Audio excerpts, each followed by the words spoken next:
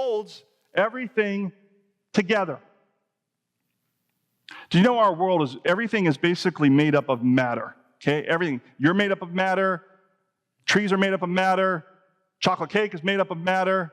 Everything's made up of matter.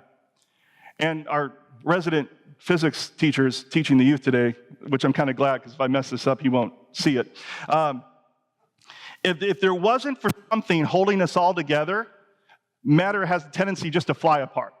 So if there wasn't something holding us together, we'd all just go, we'd just fly apart, just like that. Everything would. But there's something, and then scientists don't know what it is that holds us all together. Sure, they'll figure it out one day. And it's the same way with Christ. Just as he has placed something to hold all of matter together, he holds it together in every aspect of our lives and in every way. And Paul, he wanted to reinforce this idea because there was this group going around this time called the Stoics. And they believed what was important in life was to be strong, to not fall under pressure, to hold together, to keep the stiff upper lip, never let anything get to you, to be stoic. But I think, as most of us have probably seen at one time in our life and or another, that method of living can only work for so long. Eventually, the pressure, the temptations, the struggles of life are too much for any of us to bear. And so, Paul is saying, to the degree that you have your life under the kingship of Christ, is the degree to which your life will be held together.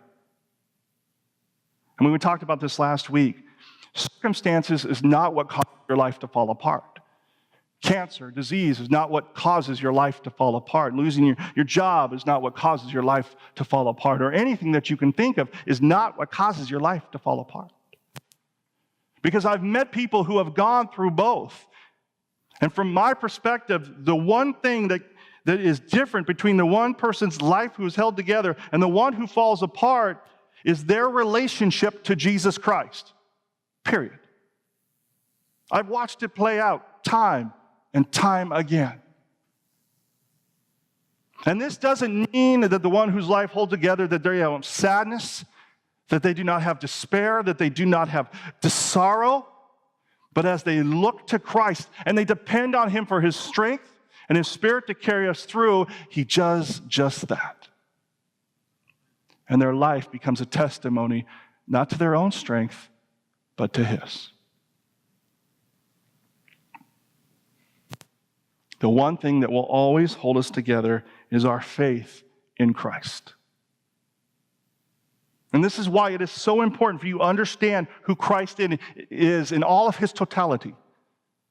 Because without it, you will not look to him to hold you together. And eventually you will fall apart. I don't know where all of you are in your lives. There may be one of you or two of you here today where you feel like your life is falling apart.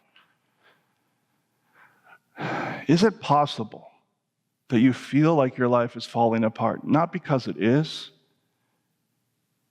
but because of your relationship with Christ that is not there, not where it should be? Is it possible because you're not looking to him to hold it together?